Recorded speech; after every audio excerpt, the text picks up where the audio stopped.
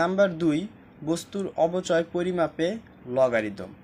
চলো এই বিষয়টা একটু বোঝার চেষ্টা করি। যেমন ধরো তুমি বাজার থেকে একটি ক্যামেরা ক্রয় করলে, যার বর্তমান বাজার মূল্য 12,000 টাকা, এবং টি সময় পরে তুমি ক্যামেরাটি বিক্রয় করলে, যার বিক্রয় মূল্য 9,000 টাকা। এই যে সময়ের সাপেক্ষে কোনো বস্তুর মূল্যের হ্রাস, এই হ্রাসকেই মূলত অবচয় দ্বারা প্রকাশ করা হয়, যেখানে অবচয়কৃত মূল্যকে প্রকাশ করা হয় পিটি দ্বারা এবং আদি মূল্যকে প্রকাশ করা হয় টি দ্বারা, এবং PT is equal of P into 1 minus R power to the T লেখা হয়ে থাকে।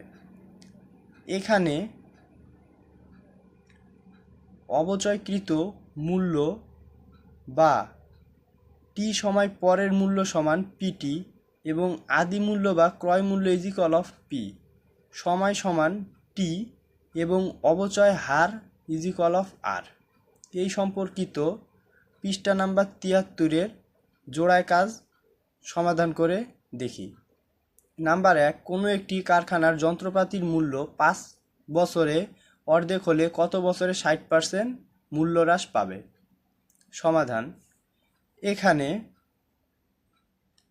আদি মূল্য ইজ ইকুয়াল অফ পি ধরি, সময় টি ইজ ইকুয়াল অফ 5, অবচয়কৃত মূল্য PT is equal of 0.5 P এবং অবচয় হার R is equal of what? আমরা জানি PT is equal of P into 1 minus R power to the T, বা মান বসিয়ে পাই 0.5 P is equal of P into 1 minus R power to the 5, বা 0.5 is equal of 1 minus R power to the 5, যাকে নিম্নোক্তভাবে লেখা যায় 0.5 to the power 1/5 is equal of 1 minus R. এখানে আরকে সাইড চেঞ্জ করে লেখা যায় R is equal of 1 minus 0.5 to the power 1/5। সুতরাং আর ইজ ইকুয়াল অফ 0.129, যা আমাদের অবচয় হার। দ্বিতীয় অংশের সমাধান দেখি। আবার অবচয়কৃত মূল্য PT prime is equal of P minus P এর 60%, বা পি মাইনাস 0.6 পি। সুতরাং PT prime is equal of 0.4 P. সময় T prime is equal of what? আমরা জানি PT prime is equal of P into 1 minus R power to the T prime is equal of 0.4 P is equal of P into 1 minus 0.129 to the power T prime is equal of 0.p is equal of 0.871 to the power T prime, বা T prime is equal of log base 0.871 to the power 0.4, বা টি is equal of 6.67, যা আমাদের নির্ণয়ে answer. আশা করি এই সমস্যাটির সমাধান তোমরা বুঝতে পেরেছো, এবং তোমাদের অনুশীলনের জন্য একটি সমস্যা দেয়া হলো, যা তোমরা সমাধান করে কমেন্ট বক্সে এর অ্যান্সার দিবে আশা করি।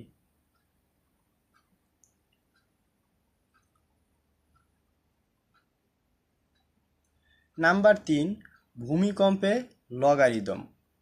আমরা সবাই ভূমিকম্পের সাথে পরিচিত। এটি একটি প্রাকৃতিক দুর্যোগ যা প্রায়শই আমাদের ক্ষতির কারণ হয়ে দাঁড়ায়। ভূমিকম্প পরিমাপ করার যন্ত্রের নাম সিজমোগ্রাম। এটি উদ্ভাবন করেন চার্লস ফ্রান্সিস রেক্টার, যার নাম অনুসারে স্কেলটির নামকরণ করা হয় রেক্টার স্কেল, এবং তার প্রদত্ত একটি সমীকরণ হলো R is equal of log I by S. এখানে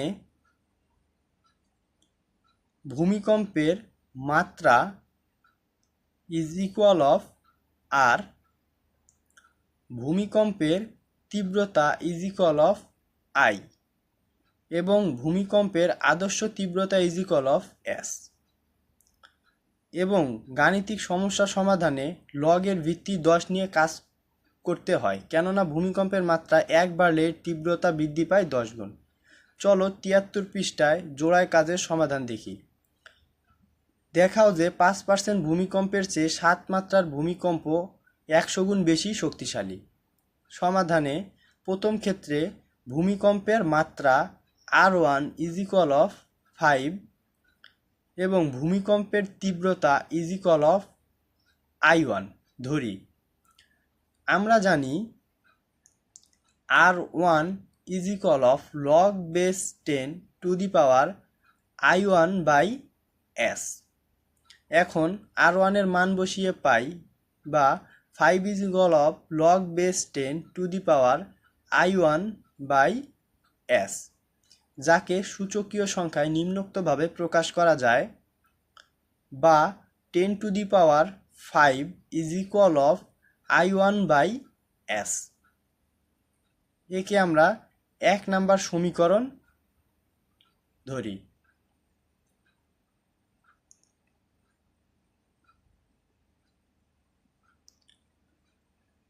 পুনরায় দ্বিতীয় ক্ষেত্রে ভূমিকম্পের মাত্রা R2 ইজ ইকুয়াল অফ 7, ভূমিকম্পের তীব্রতা ইজ ইকুয়াল অফ I2। আবার R2 is equal of log base 10 to the power I2 by S। I2 এর মান বসিয়ে পাই 7 is equal of log base 10 to the power I2 by S। এখন সূচকীয় আকারে লেখা যায়, বা 10 to the power 7 is equal of I2 by S।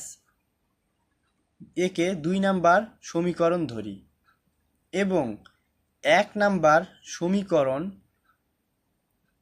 2 number সমীকরণ ভাগ 1 নাম্বার সমীকরণ করে পাই 10 to the power 7 by 10 to the power 5 is equal of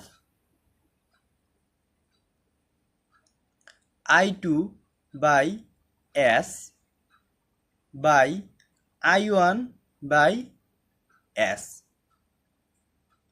এখানে 10 কমন নিয়ে লেখা যায় 10 to the power 7 minus 5 is equal of I2 by S into S by I1। এসে আছে কেটে লেখা যায় 10 to the power 2 by I2 by I1 এবং কোনাকুনি গুণ করে লেখা যায় I2 is equal of 100 I1, যা দেখানো হলো। আশা করি তোমরা এই সমস্যাটির সমাধান বুঝতে পেরেছ এবং তোমাদের অনুশীলনের জন্য আরও একটি সমস্যা দেয়া হলো, যা তোমরা নিজেরা করবে। নাম্বার 4, শব্দের মাত্রা পরিমাপে লগারিদম। শব্দ কথাটির সাথে আমরা প্রায় সকলেই পরিচিত। আমরা জানি শব্দ তার উৎপত্তি স্থল থেকে তরঙ্গ আকারে চারিপাশে ছড়িয়ে পড়ে। এখন শব্দের উৎপত্তি স্থল থেকে দূরত্ব যত বৃদ্ধি পায় এই শোনার মাত্রা ততটাই হ্রাস পায়। আসলে এমনটা ঘটে কেন? এমনটা ঘটার মূল কারণ হলো শব্দের তীব্রতা। এখন শব্দের মাত্রা D ইজ ইকুয়াল অফ আমরা লিখতে পারি 10 log base 10 to the power I by S। এখানে শব্দের মাত্রা ইজ ইকুয়াল অফ D, যার একক ডেসিবেল বা DL। শব্দের তীব্রতা ইজ ইকুয়াল অফ I, যার একক ওয়াট পার মিটার স্কোয়ার, এবং শব্দের আদর্শ তীব্রতা S is equal of 10⁻⁻12 watt per metre square.